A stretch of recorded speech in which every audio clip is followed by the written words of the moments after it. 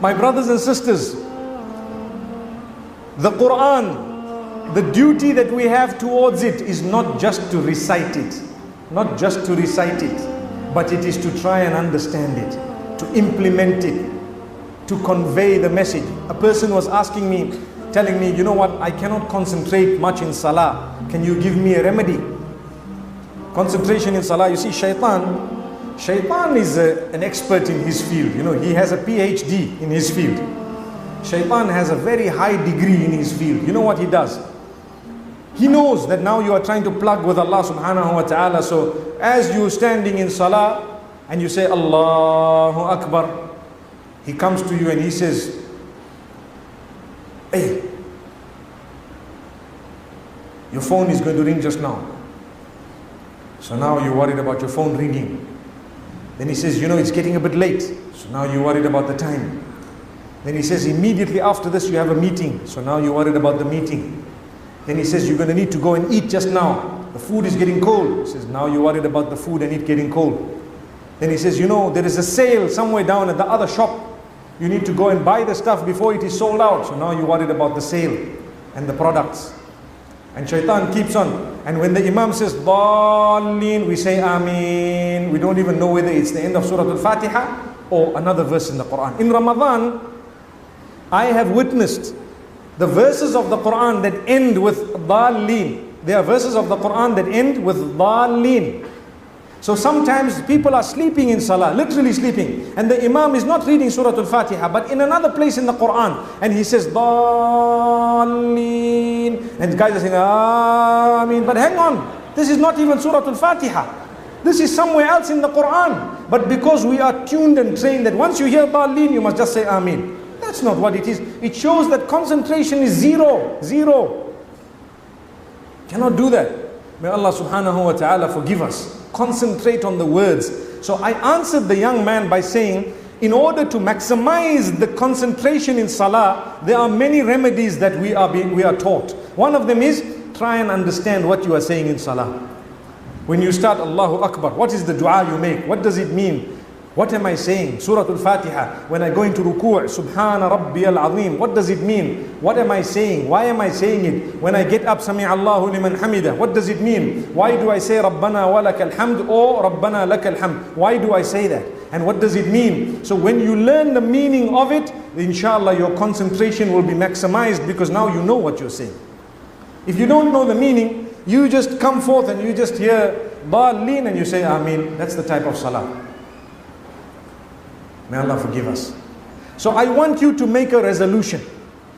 I want you to promise Allah subhanahu wa ta'ala that this Ramadan, you will start learning the meanings of what you are saying in salah. It's easy to get books online. You can Google it exactly as I said it. And when you get the source, make sure it's an authentic source. Meanings of the words of salah, of my prayer.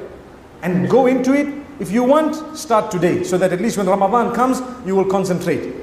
Those who love, or those who understand the Quran, they love the recitation of the Quran because they know what it means. They are moved by it. Those who don't understand it and don't want to understand it, they become tired when the Imam takes 45 seconds more in the units of Salah.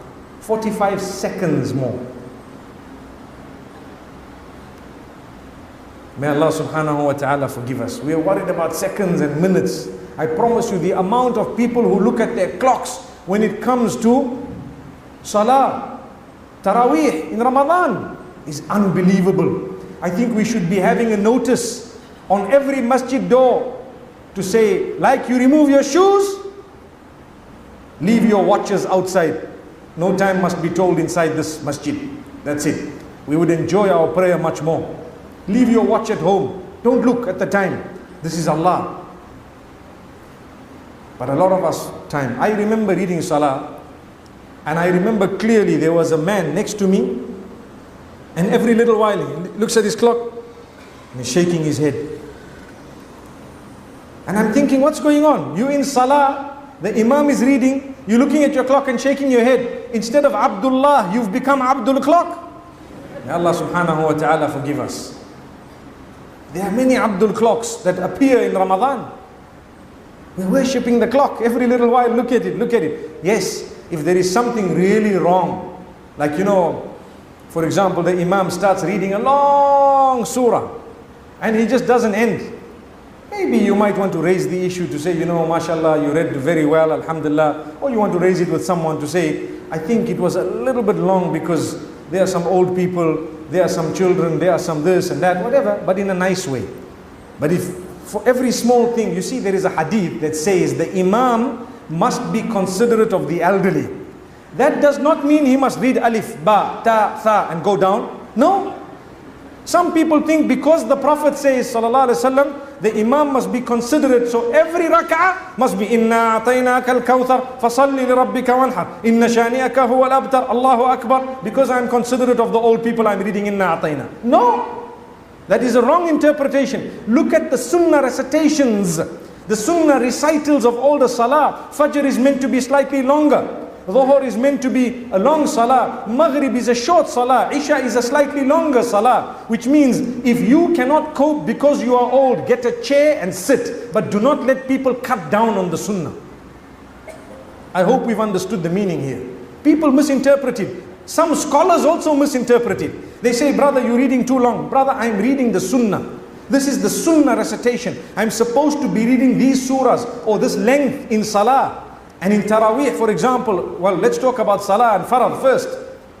So, if you want me to, if I'm going beyond the Sunnah, you can encourage me to cut to the Sunnah. But if you want me to read Inna A'tayna every single Salah, then trust me, that is not what is meant by the Hadith, which says, take into consideration the elderly and the women and the children and so on, and the sickly.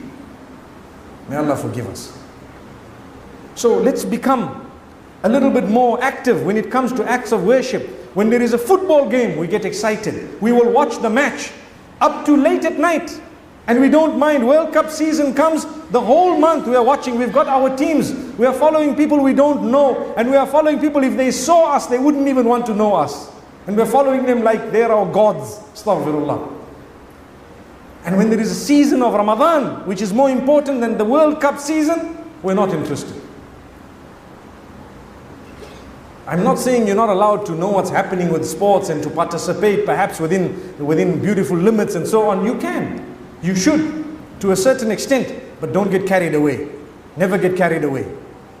You understand your limits. Understand that you have priorities. Prioritize and Allah will open your doors.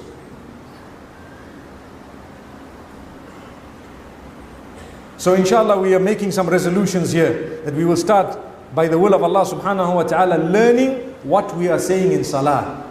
Is that fine? Have we agreed? Alhamdulillah. Alhamdulillah. I hope and pray that you will hold yourself accountable for your own yes. Maybe that's why some of us just kept quiet, isn't it? Have we all agreed? Yes. MashaAllah. Remember, you said yes. When you look in the mirror, tell yourself, I said yes. I said yes. Let me go back. So every time you look in the mirror, remind yourself, hey, I said I will learn the meanings of salah. We read 5 salah a day. I hope so. Some of us just read 4 and 3. Some read 2. Some read 5 a week. Some read 5 a year.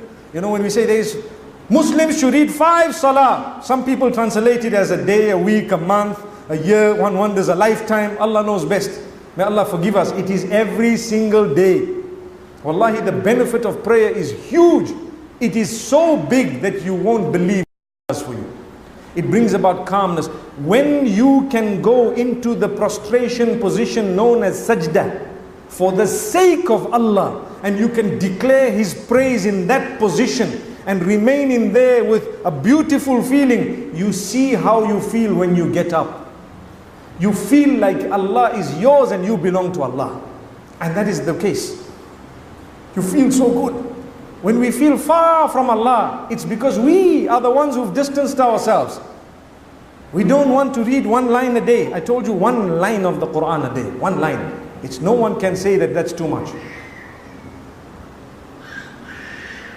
Subhanallah. May Allah make it easy for us to fulfill